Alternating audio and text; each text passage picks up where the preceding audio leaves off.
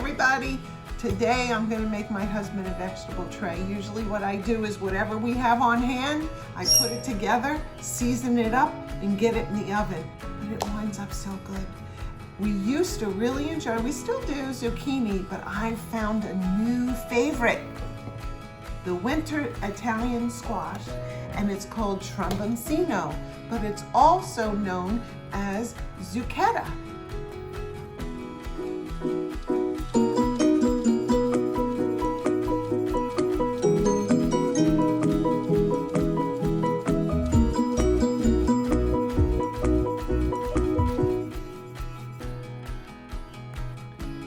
This is the Italian summer squash.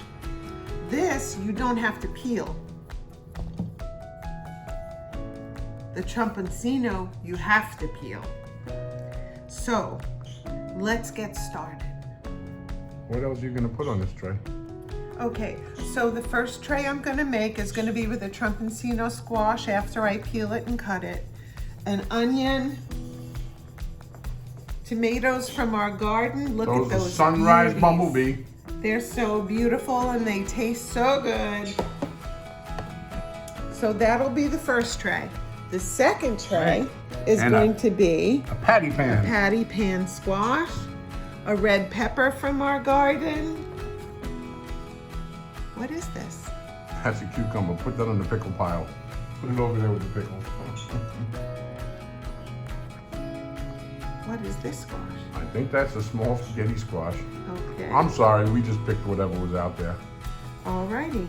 And pimento peppers that my husband grew. I have a mouthful of pickle, I'm sorry. But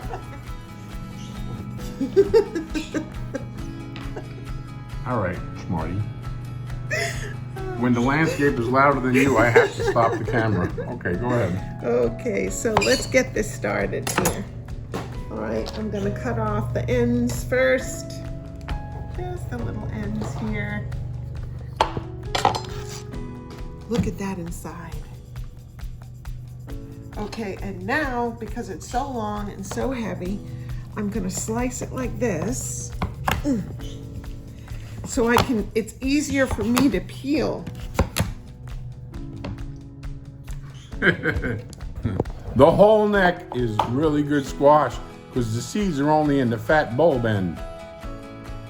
It's hard. I can't get my wife and the whole Tromboncino on the screen at the same time. All right.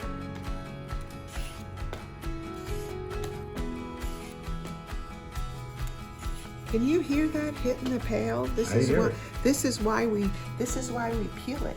The skin is just too thick. It's not a good thing.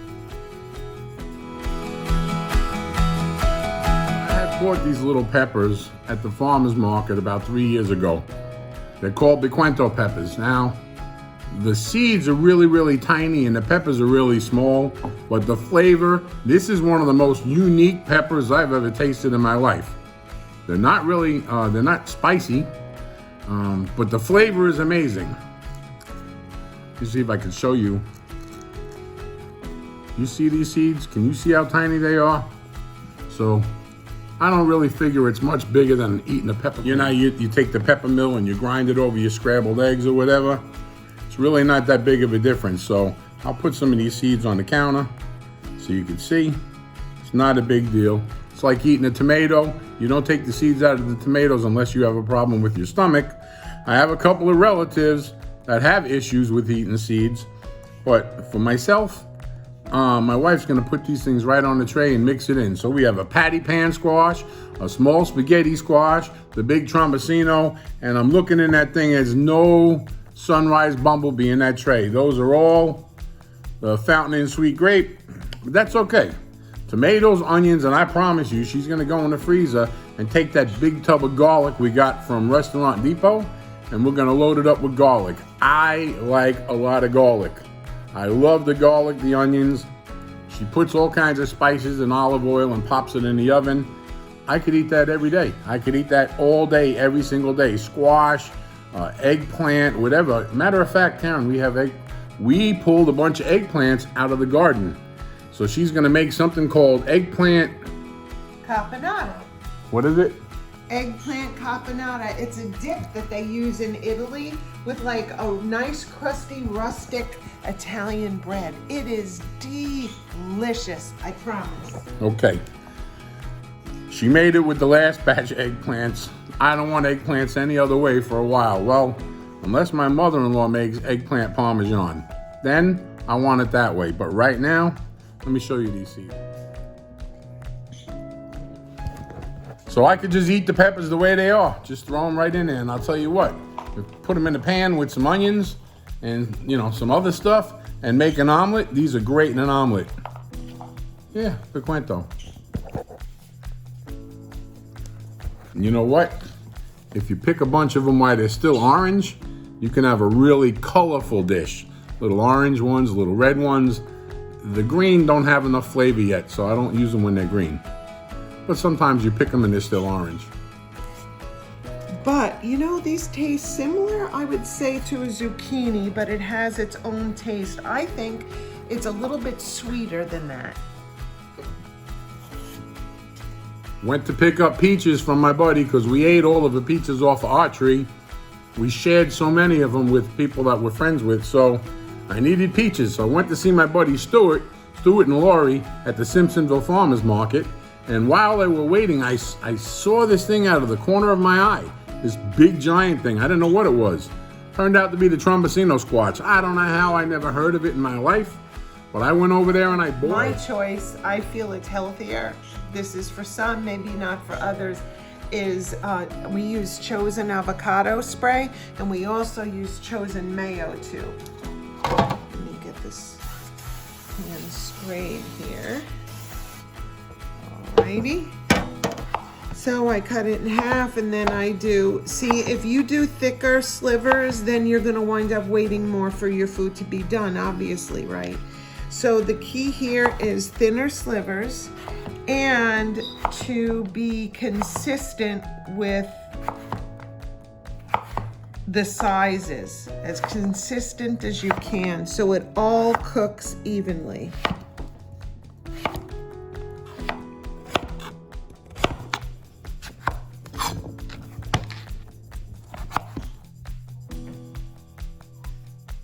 You got something to say?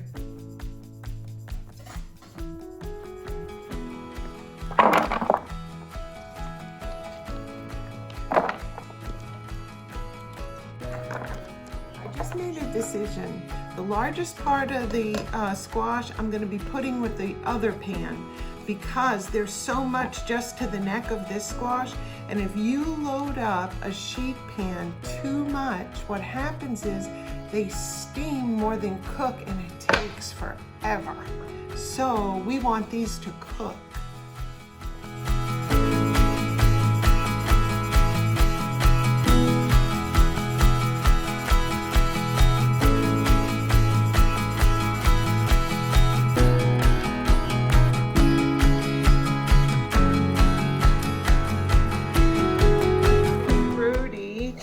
Saw me struggling with getting this out. It's not so easy.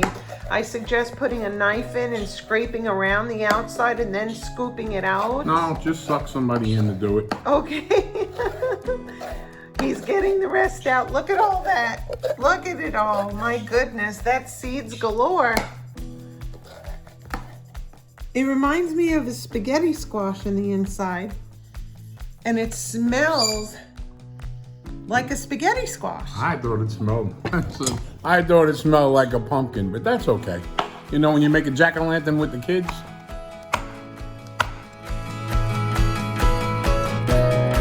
I have to brag on my father-in-law for just a second. He's a very good cook, and he taught me something.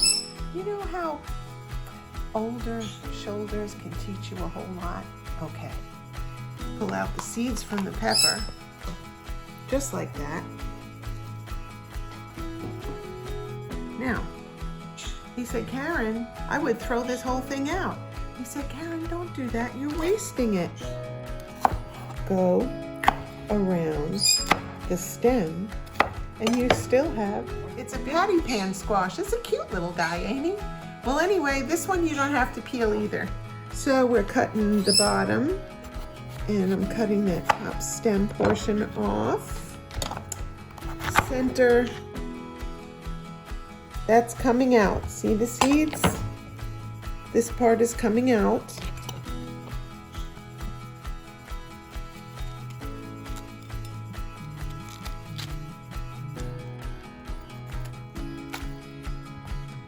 I'm gonna put them in another bowl because I'm gonna seed save them too. Guess what we're gonna have in our yard next summer? Patty pan squash. Patty pan and the Tromboncinos. Get ready. Move over, watermelon patch. You're gonna lose some of your dirt.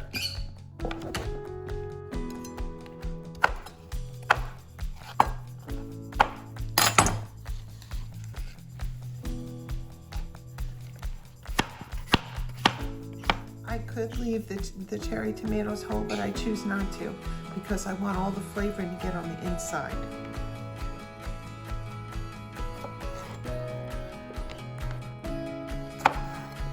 Okay, so I was just sharing with my husband that I love these larger size boards because what I'll do is, let's say I have a recipe with onion and garlic and I don't know, whatever else.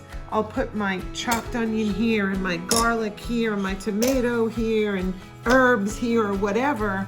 And then I'll just one at a time or however it needs to cook, just zhuzh them off the pan, off the cutting board right into the pan. What was that word? Zhuzh? Zhuzh. It works well. Okay. We had to switch to a big bowl because putting it on the tray wasn't gonna work. And now we're gonna have 2 or 3 trays. Not enough. We went to Restaurant Depot because I use a lot of garlic because as my husband already told you, he's a garlic guy, okay? So this is, let's see, 5 pounds of garlic. And I wanna say it was about $12, $14, something like that for 5 pounds. And look at this, already peeled.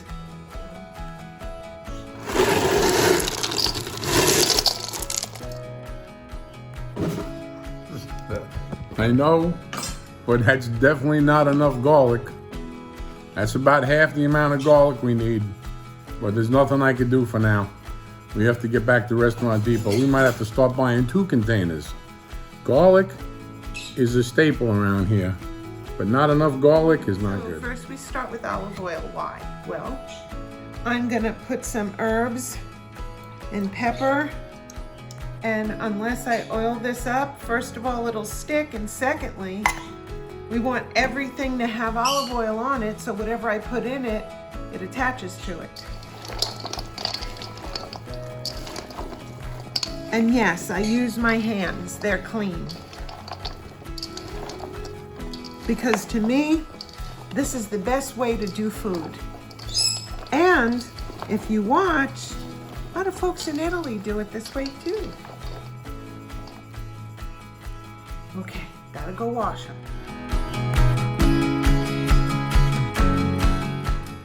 Everyone has their own preference in cooking. Mine, I make sure I add a whole, like you saw all the garlic, a whole lot of goodness to the food. I want it flavorful. What is that? This is Italian seasoning.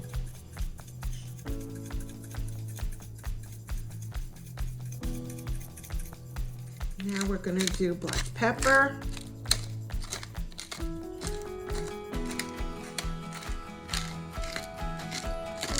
You know, this is a little funny side note. Every time I think of him, I laugh.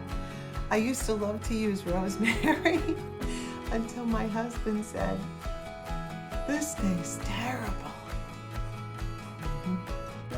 So guess what I don't use? Was that the sticks you used to put on the food? Yes. So guess what I don't use anymore? I don't use rosemary. One more time.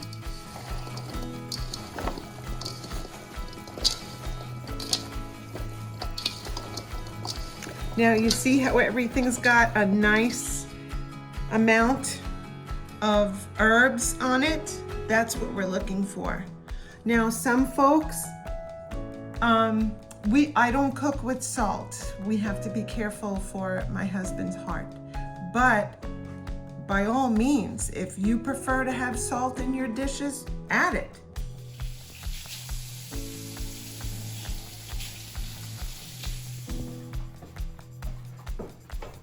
Everyone, again, has their own way, but I'm a patient cooker. Some people like to cook things on a higher temperature so that it goes faster for them. I don't. This is going to be on 375. I've just preheat the oven. We're going to see what it looks like after I have avocado oiled 3 trays. Because as I said, we don't want too many vegetables on because we don't want it to steam and not cook.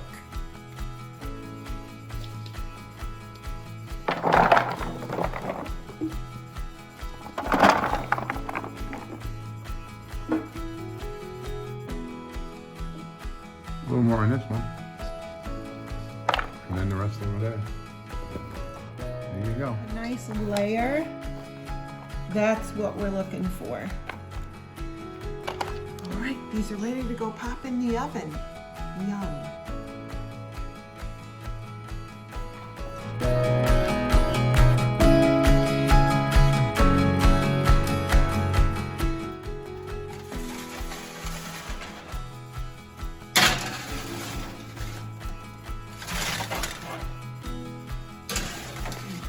My gardener, the seed guy. Look at this.